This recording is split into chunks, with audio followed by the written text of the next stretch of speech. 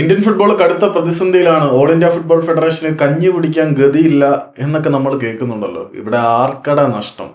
ഈ പ്രതിസന്ധി സാഹചര്യത്തിലും കൊള്ള ലാഭം ഉണ്ടാക്കാൻ ഓൾ ഇന്ത്യ ഫുട്ബോൾ ഫെഡറേഷൻ മറന്നിട്ടില്ല എന്നുള്ളതാണ് യഥാർത്ഥ സത്യം.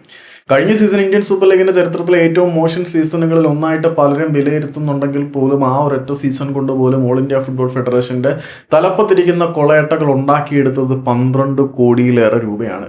കഴിഞ്ഞ വർഷത്തേക്ക് ISL ബഡ്ജറ്റ് ചെയ്ത എമൗണ്ട് വന്നിട്ട് 26 കോടി 23 ലക്ഷം രൂപയാണ്. അവർക്ക് ആകെ ചിലവായ തുക 13 കോടി 70 ലക്ഷം രൂപ. മിച്ചം വന്ന പൈസ വന്നിട്ട് 12 കോടി 53 ലക്ഷം രൂപ ഓൾ ഇന്ത്യ ഫുട്ബോൾ ഫെഡറേഷന് കഴിഞ്ഞ സീസണിൽ ഇന്ത്യൻ സൂപ്പർ ലീഗിന്റെ നടത്തിപ്പിലൂടെ ലാഭമാണ് ഉണ്ടായിരിക്കുന്നത്. 12 കോടി 53 ലക്ഷം രൂപ ഇന്ത്യൻ ഫുട്ബോളിനെ സംബന്ധിച്ചിടത്തോളം ചെറിയൊരു തുകയല്ല.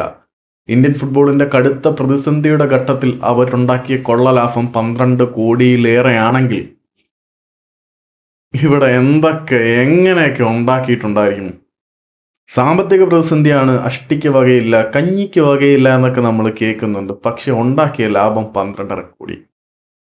This is the greatest irony of Indian football, Indian sporting. ഇതുകൊണ്ടൊക്കെ തന്നെയാണേ നമ്മൾ ഇങ്ങനെ ആയിരിക്കുന്നത്. ഇനി ആര് രക്ഷിക്കും നമ്മുടെ ഈ മേഖലയെ, ക്ലബ്ബുകളെ, ഇന്ത്യൻ ഫുട്ബോളിനെ? ഉത്തരം കിട്ടാത്ത ചോദ്യം അനന്തമായി നീളും.